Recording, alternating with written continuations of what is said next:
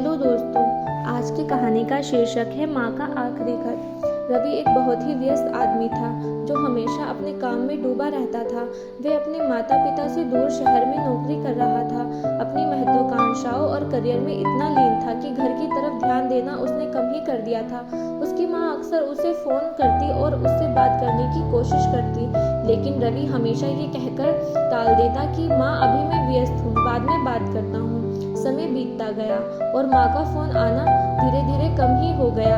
एक दिन रवि को अपने पिता का कॉल आया। उसकी आवाज़ भारी थी। पिता ने कहा, बेटा तेरी माँ बहुत बीमार है, अगर समय मिल सके तो घर आ जा। रवि ने सोचा कि वह अगले हफ्ते जाएगा। अभी तो ऑफिस का एक अहम प्रोजेक्ट चल रहा था। उसने फिर से घर जाने की योजना को टाल दिया। कुछ दिनों बाद उसे अचानक से एक फोन आया जिसमें बताया गया कि उसकी माँ नहीं रही। रवि के दिल पर जैसे किसी ने चोट ही कर दी हो। वह तुरंत घर पहुंचा और अपनी माँ के पास आखिरी बार बैठकर रो पड़ा। पिता ने उसे माँ का एक खत दिया जिसे उन्होंने रवि के लिए लिखा था।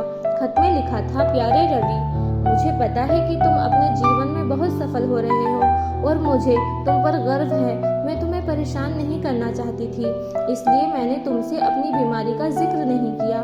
मैं चाहती थी कि तुम अपने सपनों को पूरा करो, पर एक माँ के दिल की यही इच्छा होती है कि उसका बेटा कभी कभी उसे याद करे, उससे बात करे। खैर, अब जब तुम ये खत पढ़ रहे होंगे तो मैं तुम्हारे पास नहीं होंगी, लेकिन मेरा आशीर्वाद हमेशा तुम्हारे साथ रहेगा। खुश रहना मेरे बेटे, तुम्हारी माँ।